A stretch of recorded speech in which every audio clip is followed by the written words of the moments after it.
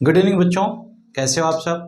उम्मीद करता हूँ सब बढ़िया होंगे। लेक्चर 1 की क्लास हमारी हो गई थी जहाँ पर कार्बन एंड इट्स कंपाउंड के बारे में हमने डिस्कस कर लिया था। आपको याद हो तो कार्बन एंड इट्स कंपाउंड में हमने कार्बन के बारे में केवल बेटा पढ़ा हुआ है। कार्बन के बाद के जो टॉपिक है उसके बारे में अभी हम लोगों ने डिस्कशन स्टार्ट नहीं किया था। अभी प्रेजेंट आज की क्लास में हम लोग ये डिस्कस करेंगे, कार्बन से थोड़ा और आगे पढ़ेंगे। आपने उस दिन देखा था कि अकरेंस ऑफ कार्बन के बारे में पढ़ना हमारा मेन मोटिव था, यानी कि आज का टॉपिक है अकरेंस ऑफ कार्बन, यानी कि कार्बन की उत्पत्ति कब, कहाँ, कैसे, किसके द्वारा हुई। यानी कि आज हम जानने वाले हैं कार्बन के माता पिता कौन थे, आज हम जानने वाले हैं कि कार्बन की उत्पत्ति कहाँ से हुई, आज हम जानने वाले हैं कि कार्बन किस फॉर्म में पाया जाता है।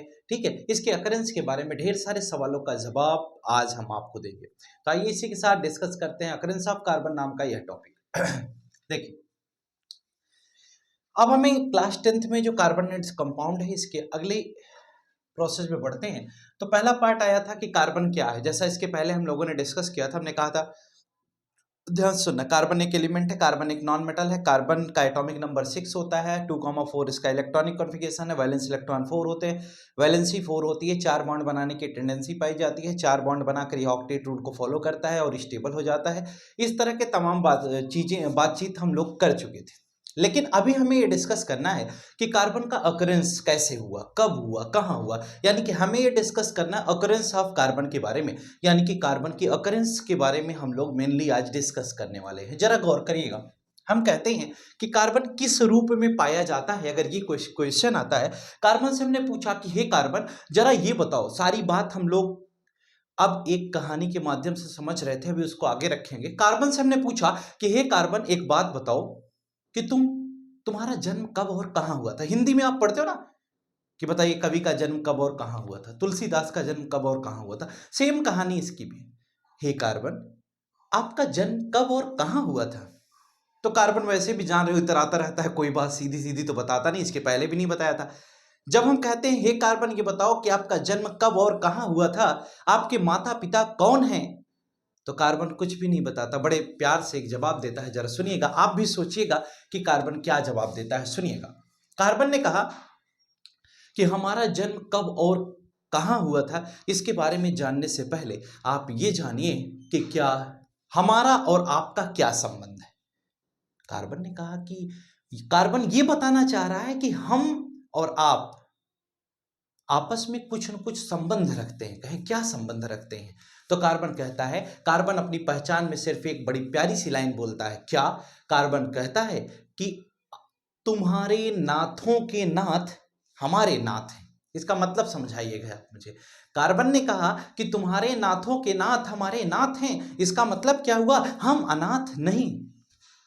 इसका मतलब हमें अगर लगता होगा कि कार्बन के पूर्वज नहीं थे, तो ऐसा नहीं। इसका मीनिंग क्या हुई, इसकी मीनिंग सिर्फ ये हुई कि तुम्हारे नाथों के नाथ हमारे नाथ हैं, इसका मतलब जो तुम्हारे नाथ है वही हमारे नाथ हैं, यानी हम दोनों की उत्पत्ति एक ही लोगों से हुई है।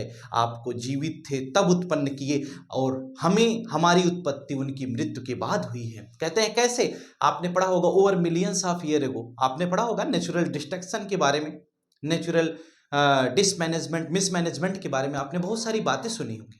आपने ये कहा था कि बहुत समय पहले अर्थ क्रस्ट के अंतर्गत सभी चीज़ें चली गई थी, जिसकी वजह से आज कोल, पेट्रोलियम आदि चीज़ें पाई जा रही हैं। इसको डिकम्पोजिशन के बाद ये चीज़ें बन रही हैं। ठीक है, वो आपने जब सुना था तो कहा यह गया कि जो लोग गए थे वो आपके पूर्वज रहे होंगे, इसलिए वो हमारे भी पूर्वज थे, उन्हीं से हम कोल जैसे लोग ऑब्टेन हो रहे हैं, यानी कि कार्बन की जो उत्पत्ति हो रही है वह उन्हीं से है। इसीलिए कहा कार्बन ने कि तुम्हारे नाथों के नाथ हमारे नाथ हैं। अब जरा सुनना, कार्बन की उत्पत्ति तो समझ में आ गई। कार्बन से पूछा गया कि हे कार्बन, ये तो पता चल गया कि तुम्हारा हमारा बहुत अच्छा रिलेशन है, अच्छा संबंध है, लेकिन कार्बन हम ये जानना चाहते हैं कि तुम कहाँ पाए जाते हो, तुम्हारी उत्पत्ति कहाँ हुई थी। तो कार्बन कहता है कि हे साइंटिस्ट, हे बेटा, हे सुनो कि तुम्हारी उत्पत्ति अर्थ क्रस्ट के ऊपर, अर्थ सरफेस के ऊपर हुई थी, हमारी उत्पत्ति अर्थ के अंदर हुई थी, यानी कि हम डिकम्पोजिशन के बाद अर्थ क्रस्ट के अंदर पाए गए, और तुम्हारी अभी अर्थ क्रस्ट के ऊपर हुई। कार्बन देखो कितनी महानता की बात करता है। उसके बाद कार्बन ये भी बताता है कि हम अर्थ क्रस्ट के अंदर पाए जाते हैं और अंदर से हमें खोद करके आपके ही भाई लोग बाहर निकालते हैं। और तुम तो अर्थ के ऊपर परमानेंटली पाए जाते हो और हमारा उपयोग भी तुम ही लोग करते हो। अब जरा सुनना कार्बन की कहानी। कार्बन ने अगली बात क्या बताई, कार्बन से पूछा गया कि तुम पाए कैसे जाते हो। कहते हैं कि दुनिया में अकेले आए हैं, अकेले जाना है, इसीलिए कार्बन भी अकेले आता है, अकेले चला जाता है। कहें क्या अकेले ही आते, कहीं नहीं, कभी कभी जुड़वा भी हो जाते हैं, कभी कभी 2-3 लोगों के साथ में आते हैं, कभी कभी अलग अलग एलिमेंट के साथ बॉन्ड बना करके आते हैं। यानी कार्बन ने कहा कभी हम फ्री स्टेट में आते हैं तो कभी साथ में दूसरों को ले आते हैं। इसका मतलब हमें कभी हम फ्री स्टेट में पाए जाते हैं तो कभी हम कंबाइंड स्टेट में पाए जाते हैं। यानी कि कार्बन के अंतर्गत की जब हम बात बताते हैं तो कार्बन फ्री स्टेट और कंबाइंड स्टेट दोनों स्टेट में पाया जाता है। यानी कि कार्बन की अगर हम अकरेंस की बात करें, कार्बन की प्रेजेंस की बात करें तो कार्बन फ्री स्टेट और कंबाइंड स्टेट दोनों स्टेट्स में पाया जाता है। ये कार्बन के अंतर्गत हम बात आपको बता रहे हैं कि यानी कि कार्बन फ्री स्टेट और कंबाइंड स्टेट दोनों स्टेट्स में अच्छे तरीके से पाए जाने की संभावनाएं बताई जा रही हैं। तो कार्बन ने कहा कि अगर तुम फ्री स्टेट में भी पाए, कार्बन अपने आप को बताता है कि मैं फ्री स्टेट में भी पाया जाता हूं, कार्बन अपने ही आप को बताता है कि मैं कंबाइंड स्टेट में भी पाया जाता हूं। तो बेटा जरा सुनना कि फ्री स्टेट में कार्बन तुम कैसे पाए जाते हो और कंबाइंड में तुम कैसे पाए जाते हो, क्यों नहीं बताते हो। तो कार्बन ने कहा लो उसको भी सुनो, तो बोर्ड की तरफ देखिए, उसको भी बताते हैं। कार्बन ने कहा कि हम फ्री स्टेट में पाए जाते हैं। हमने कहा बहुत अच्छी बात है यार, पाए जाते हो। तो ये एक छोटा सा सवाल आता है कि सर फ्री स्टेट में कैसे पाया जाता होगा। कार्बन कहता है कि हमारी प्रेजेंस के बारे में अगर आप जानना चाहते हैं तो हम फ्री स्टेट और कंबाइंड स्टेट दोनों में पाए जाते हैं। यानी आप देखिए carbon occurs in free state as well as in combined state और इन अ कंबाइंड स्टेट। इसका मतलब फ्री स्टेट में जिसमें केवल कार्बन पाया जाए, कंबाइंड स्टेट का मतलब कार्बन किसी दूसरे एलिमेंट से कनेक्टेड होगा, बॉन्डेड होगा, बॉन्डिंग सिचुएशन में होगा, तो वो उसकी कंबाइंड स्टेट होगी। दूसरी बात आई कि फ्री स्टेट में कार्बन कैसे पाया जाता है। अगर हम इसके बारे में सुने कि कार्बन हमारा फ्री स्टेट में कैसे है, तो कहा गया carbon occurs in nature mainly in 2 forms, that is diamond and graphite. यानी कि फ्री स्टेट में अगर हम कार्बन के पाए जाने की बात करते हैं तो एक इसकी फ्री स्टेट क्या है, डायमंड है, और दूसरी क्या है, ग्रेफाइट। यानी कि कार्बन अगर अपने फ्री स्टेट में पाया जाता है तो उसकी एक फ्री स्टेट डायमंड है, दूसरी क्या है, ग्रेफाइट। यानी कि कार्बन डायमंड और ग्रेफाइट जैसी फ्री स्टेट्स में आसानी से उपलब्ध है, यानी पाया जाता है।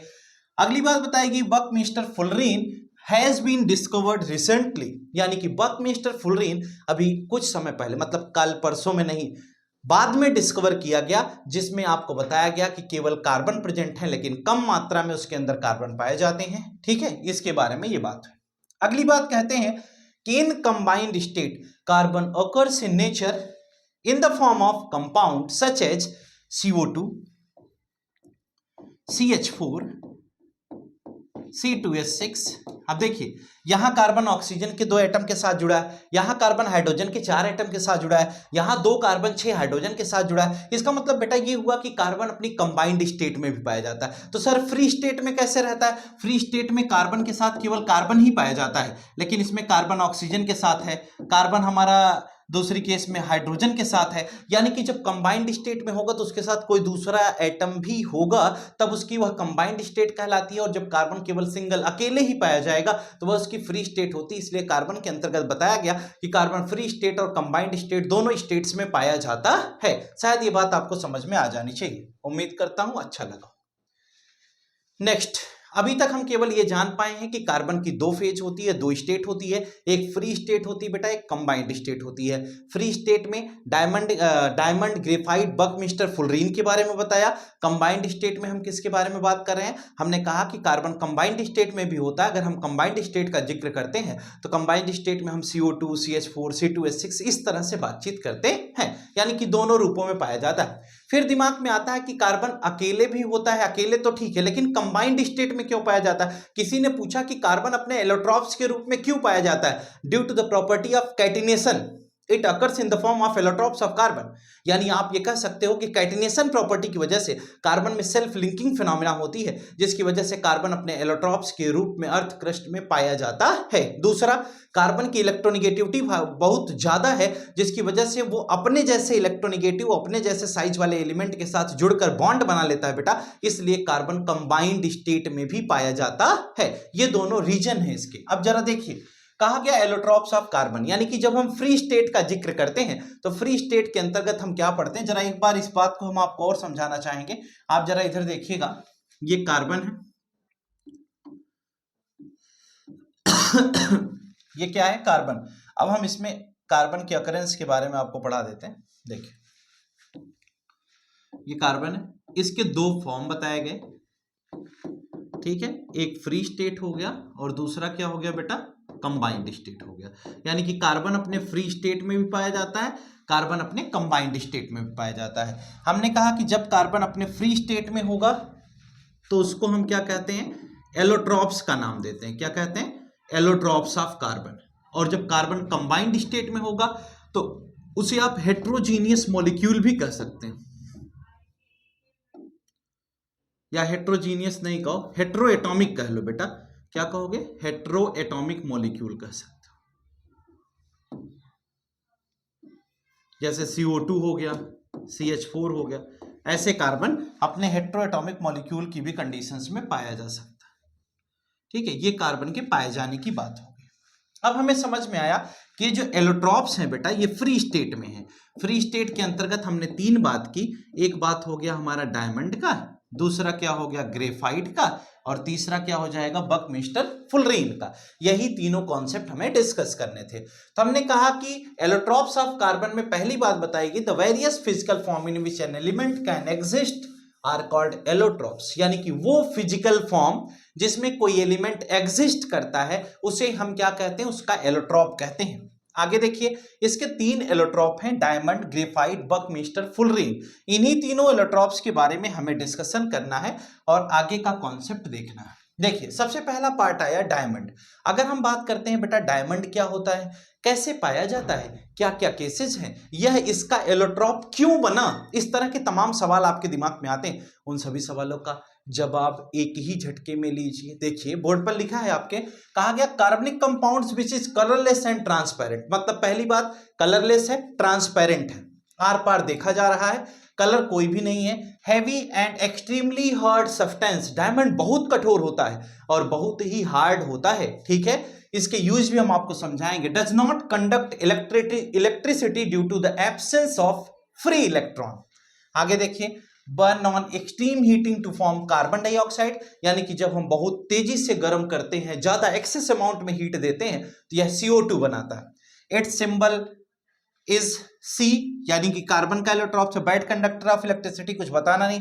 मेल्टिंग पॉइंट 35 डिग्री सेल्सियस, ये एरो का निशान है, ठीक है, 3500 डिग्री सेल्सियस, ये हो गया इसका मेल्टिंग पॉइंट। यहां तक तो बात समझ में आ गई, लेकिन ये तो बोर्ड पर जो लिखा था वो है। अभी आपको समझना क्या है जो हम आपको बताएंगे। कार्बन का एक एलोट्रॉप डायमंड होता है, ध्यान से सुनना। डायमंड में हर एक कार्बन 4 कार्बन एटम से क्या होता है, कनेक्टेड होता है। डायमंड में प्रत्येक कार्बन एटम 4 कार्बन एटम से कनेक्टेड होता है। यानी कि जैसे ये कार्बन है तो ये क्या होगा, ये 4 कार्बन एटम से क्या होगा, इस प्रकार से लिंक होता है, यानी जुड़ा होता है।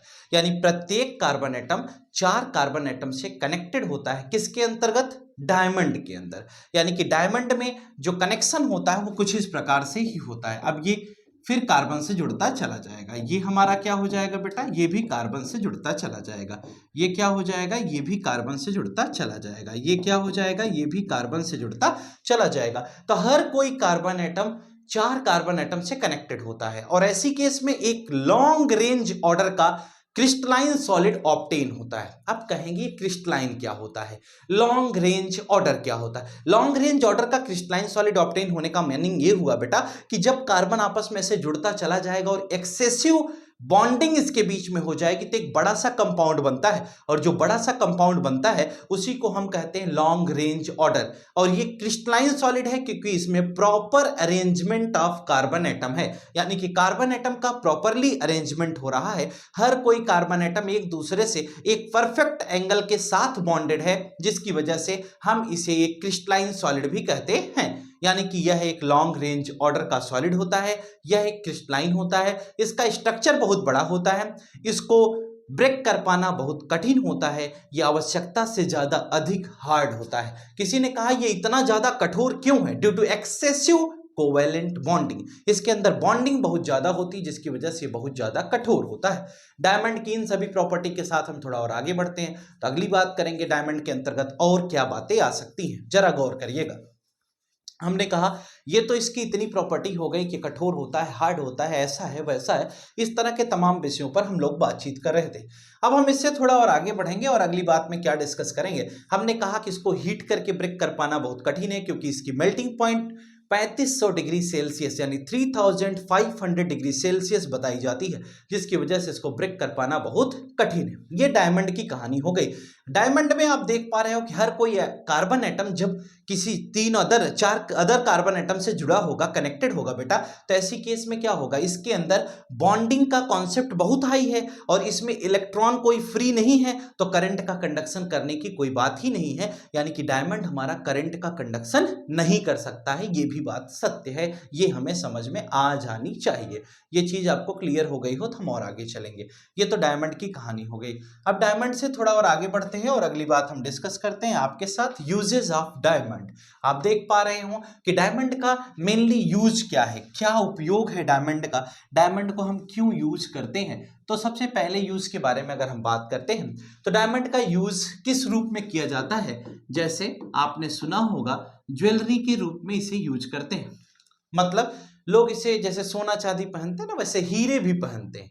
तो हीरे पहनते हैं तो उसमें क्या क्या हीरे पहनने से बड़ा आदमी बन जाएंगे क्या, कर्मों से बड़ा आदमी बनेंगे बेटा, हीरा पहनने से बड़ा आदमी नहीं बनेंगे। ये दिखावा है, अगर अपने पास नहीं है तो फालतू का प्रेशर लेकर जीवन यापन नहीं करने का। नहीं मिले हीरे भाड़ में जाए, हीरे से हमें कोई लेना देना नहीं है, लेकिन हाँ इसके यूज से मतलब है, लोग इसे दिखावा करने के लिए ज्वेलरी को पहनते हैं। इसका कोई साइंटिफिक केस तो अभी तक नहीं है, यानी कि साइंटिफिक केस ऐसा नहीं है कि हीरा पहनने से हमारे बॉडी के अंदर कोई कैसी केमिकल रिएक्शंस हो रही हैं। ठीक है, केमिकल रिएक्शन पर कोई प्रभाव नहीं डालता है।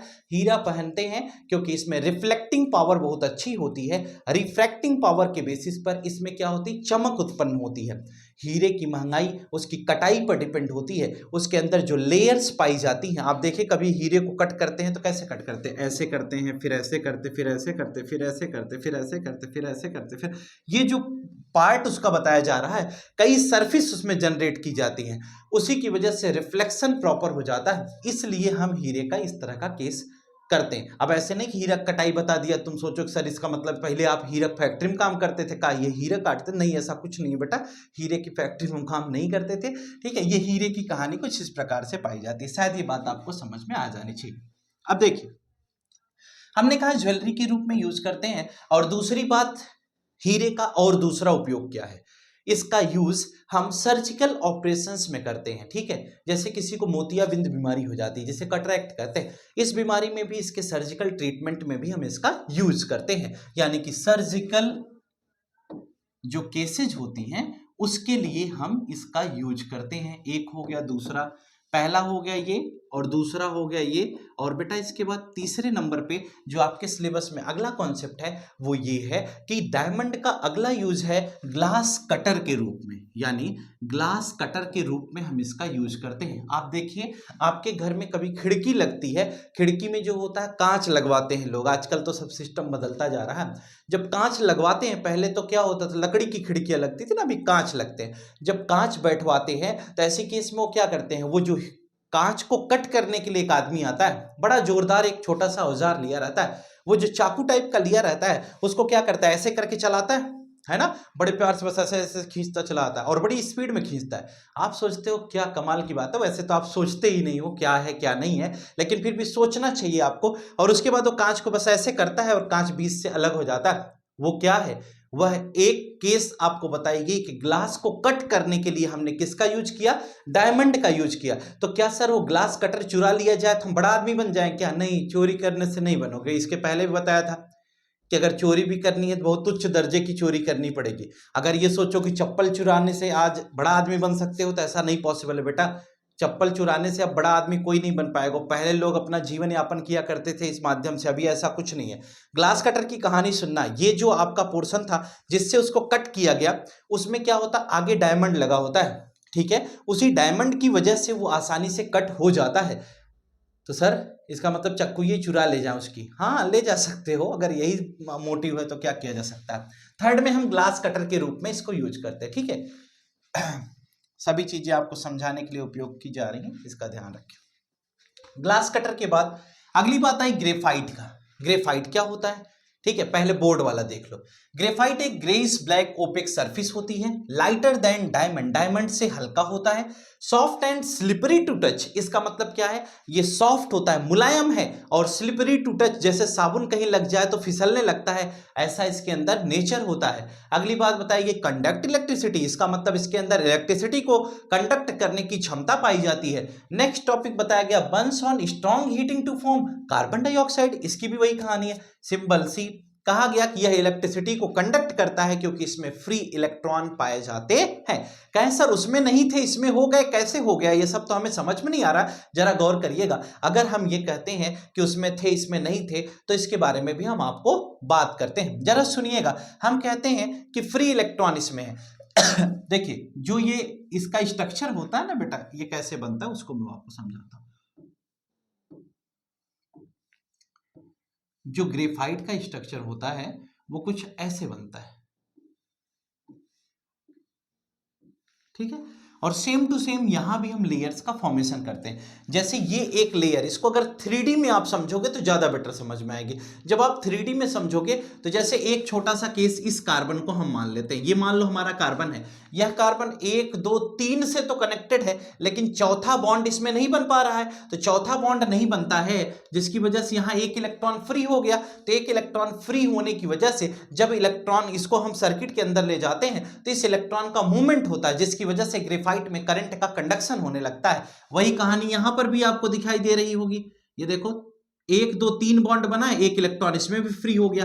ऐसे ही आपका, अब आप कहोगे कि यहां पर तो सर 2 ही बॉन्ड बना है, ये क्या होता है? ये कनेक्टेड होता है, ऐसे नीचे से दूसरी सरफेस होती है उसके साथ कनेक्ट हो जाता है, वंडरवॉल फोर्स के द्वारा ये लिंक होते हैं। तो ये जो आपका कनेक्शन दिखाया जा रहा है, तो ये 3 बॉन्ड तो हो ही गया। तो इस तरह से हम इसके अंतर्गत बॉन्ड के कॉन्सेप्ट के बारे में बातचीत करते हैं। और वैसे भी इसको छोड़ दो, ये तो वंडरवॉल फोर्स है, यहां से जब इसको आगे बढ़ाओगे तो ये तो ऐसे जाएगा ना। तो ये देखो 3 बना कि नहीं, ऐसे करके हम इस केस को समझ सकते हैं। आगे इसके लेयर को ऐसे बढ़ाओगे तो ये देखो ये भी बन गया। इस तरह से हम 3 का कॉन्सेप्ट समझते हैं, यानी कि प्रत्येक कार्बन एटम, यानी each carbon atom is connected with 3 other carbon atom, that's why 1 electron become free in the state of graphite, that's why it conducts electricity. यानी यही रीजन होता है कि यह इलेक्ट्रिसिटी को कंडक्ट करता है, यानी कि इलेक्ट्रिसिटी के कंडक्शन की प्रॉपर्टी इसके अंदर यही। अब यहां पर क्या होता है, बॉन्डिंग तो है लेकिन वंडरवॉल फोर्स की वजह से ये वीक हो जाती है। वीक होने की वजह से बेटा हम ये कह सकते हैं कि वीक बॉन्डिंग होती है इसके अंदर, जिसकी वजह से हम इसके अंतर्गत ढेर सारी बातें समझ सकते हैं कि इसमें फ्री इलेक्ट्रॉन्स पाए गए, और फ्री इलेक्ट्रॉन्स की वजह से करंट का कंडक्शन है, वीक बॉन्डिंग की वजह से यह सॉफ्ट होता है, स्लिपरी इन नेचर होता है। ये पूरा का पूरा इसके अंतर्गत प्रोसेस है। ग्रेफाइट की बात अगर आपको समझ में आ गई हो तो आगे चलते हैं। अगली बात में हम डिस्कस करेंगे यूजेस ऑफ ग्रेफाइट के बारे में, यानी ग्रेफाइट का ओवरऑल क्या यूज है, हम ग्रेफाइट को क्यों पढ़ते हैं। यानी अगर हम ग्रेफाइट के यूज के बारे में पढ़ें बेटा तो ग्रेफाइट का उपयोग क्या है, अगर ये आपको समझना हो तो आप कैसे समझोगे इसको। ग्रेफाइट का यूज क्या होता है? सबसे पहला यूज लुब्रिकेशन प्रोसेस में हम इसका उपयोग करते हैं। लुब्रिकेशन के लिए हम इसका यूज करते हैं लुब्रिकेंट के रूप में। अगर हम इसका यूज लुब्रिकेशन के लिए करते हैं, यानी कि किसी जैसे ऑयल होता है, तेल, आप मोबिल के नाम सुने होंगे ना, मोबी ऑयल, तो उसमें क्या होता है, उसमें जब हम इसको पीस करके डालते हैं जिसकी वजह से क्या हो जाता है, थोड़ा लुब्रिकेशन का केस बनता है। दूसरा है इसका यूज, अगर हम डेकोरेशन के लिए इसका यूज कर सकते हैं, यानी कि कहीं पर कोई सजावट करनी है तो उसमें भी हम ग्रेफाइट का यूज कर सकते हैं। अगला तो आपको पता ही है, पेंसिल में इसका यूज भरपूर मात्रा में हो रहा है। इस तरह के कुछ कॉमन से यूज हैं आपके यहाँ जो ग्रेफाइट के यूज बताए गए। जैसे हम भारतवासी बड़े महान होते हैं, हमने कहा पेंसिल में यूज करते हैं, टीचर ने बता दिया, बच्चा घर गया कहा कि नहीं ऐसा हो नहीं सकता, उसने क्या किया, पेंसिल को इधर से भी छील लिया, पेंसिल को उधर से छील लिया। बच्चा गलती मत करना, दोनों तरफ से पेंसिल को छील करके हम भारतवासी बहुत आगे हैं, आपको पता होना चाहिए, ठीक है। हम जुगाड़ से काम करते हैं, इसीलिए हम विकास में ही हैं अभी, ठीक है, नहीं तब तक विकसित हो गए होते। ठीक है, क्योंकि कोई नई नई टेक्निक्स आने की संभावना नहीं है, क्योंकि नई टेक्निक आए कैसे बेचारा, हम तो अपनी ही टेक्निक से काम कर रहे हैं। ठीक है, आज भी देखिए इतना केस हो गया, लेकिन अगर बोर्ड की कहानी सुनो तो जैसे लाइट का बोर्ड आपने देखा होगा, वहां पर क्या करते, कोई माचिस की तीली उसमें लगाकर जला देता है, कोई भी प्लग स्विच कुछ भी बनाना है तो इस तरह से हम लोग काम चला लेते हैं ना। तो वही कहानी इसकी बताएगी। जैसे मान लो ये पेन आपको दिखाई दे रहा, इसके दूसरे एंड को छील दिया, इधर से भी क्या कर दिया, साफ कर लिया। अब क्या करते हैं, इस इंड से अगर आपको करंट चेक करनी है तो ये प्रोसेस है, लेकिन इसको आप यूज नहीं करेंगे। जैसे हम भारतवासी ऐसे भी करंट चेक कर लेते, कहते हैं इधर से अगर आएगी तो यहां तक पहुंचनी चाहिए। ठीक है, फिर बाद में क्या हुआ, पेंसिल को बीच से, जो ग्रेफाइट के उसमें देखते होगे पेंसिल की लीड होती है, उसको बीच से क्या करते हैं, कट करके पेंसिल में लगाते हैं। तो वहां से क्या होता है, कभी पेंसिल को अगर पूरा आप ऐसे पकड़ करके ऊपर से एक लाइन से उसको अलग करते हो, डिवाइड करते हो, तो उसमें जो पेंसिल की लीड होती है वो आधा एक होती है, आधा एक होती है, और बीच में हल्का गैपिंग होती है ना। अगर वो गैपिंग ना हो तो इधर से इधर करंट पास होने लगेगी। अब ऐसा ना हो कि बेटा आप ये ना करने लगा कि आज जा करके इधर से छील लेंगे, सर ने पढ़ाया इधर से छिली है ही, और इसको लगा देंगे, छू करके देखेंगे करंट पास हो रहा है कि नहीं हो रहा है। अरे अगर आपको करंट ही चेक करना है तो उसके लिए टेस्टर बना हुआ है, छू कर देखने की जरूरत नहीं है। हम बहुत आगे हैं, आपको पता है, हमारे यहाँ कूलर में अगर करंट आ जाए तो हम क्या करते हैं, हम ऐसे टच करके देखते हैं, हाय आ रहा है कि नहीं आ रहा है, आ रहा है कि नहीं आ रहा है। तो ये हमारी अपनी सुविधाएं हैं, अपनी सोच है। अगर आ रहा होगा तो टच कर रहे हो तो मार देगा ना, तो वहां तो टेस्टर का यूज कर लेना चाहिए था ना। किसी बच्चे से हमने पूछा एसी क्या होती, कहते जो मार दे, है ना। तो इस तरह के तमाम सवाल आते हैं। देखिए, तो ये कहानी इसकी थी। आपको समझना होगा कि अगर हमारे पास टेस्टर है तो टेस्टर का यूज करिए, ऐसे आप कोई भी करंट का डिटेक्शन नहीं करें। अगर ऐसा कुछ आप करते हैं तो उसके भुक्तभोगी आप हो सकते हैं, इस बात का आपको पता होना चाहिए। ठीक है, तो ग्रेफाइट का कुछ इस प्रकार से यूज है, यानी कि पेंसिल की लीड में करंट आता है, ये बात ध्यान रखें। कभी किसी भी दोनों तरफ से छिली हुई पेंसिल को वायर लगा करके किसी स्विच प्लग की तरह से यूज ना किया जाए तो ज्यादा बेटर है। ठीक है, इसलिए क्योंकि इस एंड पर करंट आ जाता है, इस बात का ध्यान रखें। यूजेज ऑफ ग्रेफाइट के जस्ट आगे की तरफ बढ़ते हैं, तो जरा सुनिएगा। ग्रेफाइट का यूज हमने आपको बता दिया। अगले नंबर पे आता है बकमिस्टर फुलरी। इसमें कहा गया it is man made compound, it is an allotrope of carbon containing cluster of 60 carbon atom.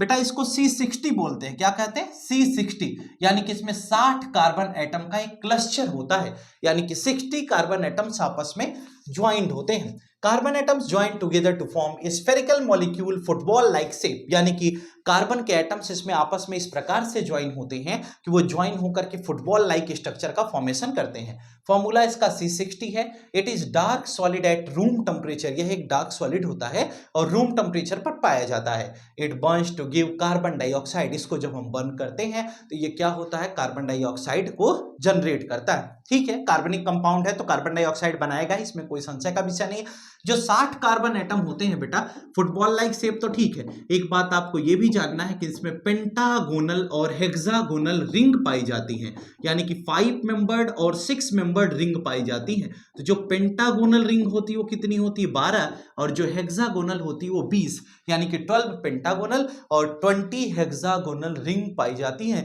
यानी 12 और 20 के रेशियो में बताया गया पेंटागोनल और हेक्सागोनल रिंग्स इसमें पाई जाती हैं, यानी कि 12 पेंटागन और 20 हेक्सागन भी पाए जाते हैं।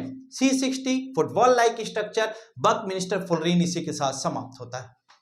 अब इससे हम थोड़ा और आगे की तरफ बढ़ते हैं। तो अगला विषय हमारा ये है कि हम क्या पढ़ते हैं। अगले विषय पर अगर हम बात करें तो हमारे पास अगला टॉपिक आता है कि हाइड्रोकार्बन, यानी कि उससे पहले हमें एक बात और जाननी होगी। और वो बात क्या जाननी होगी बेटा, हाइड्रोकार्बन से पहले हमें बात ये भी जाननी होगी कि मान लो, अगर ये तो आपका बकमिस्टर फुलरीन का केस हो गया, मान लो अगर हम कार्बनिक कंपाउंड का केस आपको समझाते हैं, कोई भी कार्बनिक कंपाउंड का केस हम आपको समझा रहे हैं, हमने कहा कि इसका कंबाइंड स्टेट क्या होगा। सर ये तो आपने फ्री स्टेट के बारे में बात किया ना, इसका कंबाइंड स्टेट क्या होगा। तो कहा यह गया कि यह अपने कंबाइंड स्टेट में हाइड्रोकार्बन्स के रूप में मैक्सिमम पाया जाता है।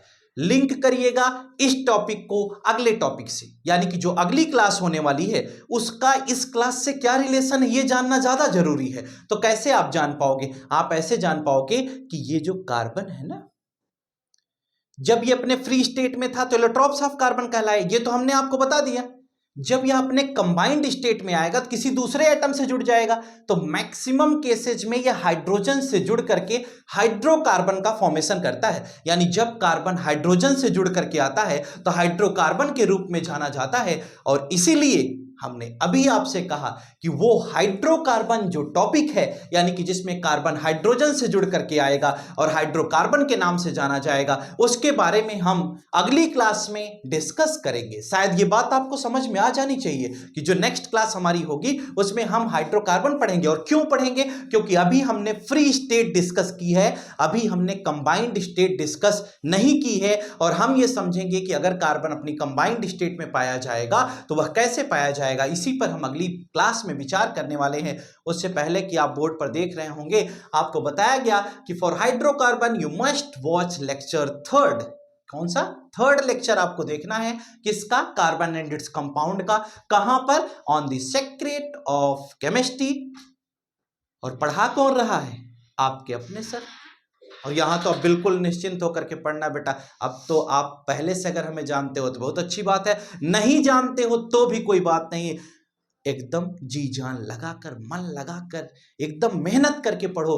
रिजल्ट 100% श्योर आएगा और इससे बाहर कुछ नहीं आएगा। पीवाईक्यू जरूर सॉल्व करना, प्रीवियस ईयर क्वेश्चन जो भी सॉल्व कराएंगे उससे बाहर क्वेश्चन नहीं फंसेगा। सीरीज 3 कराया है केमिकल रिएक्शन एंड इक्वेशन, उसको जरूर देख लीजिएगा।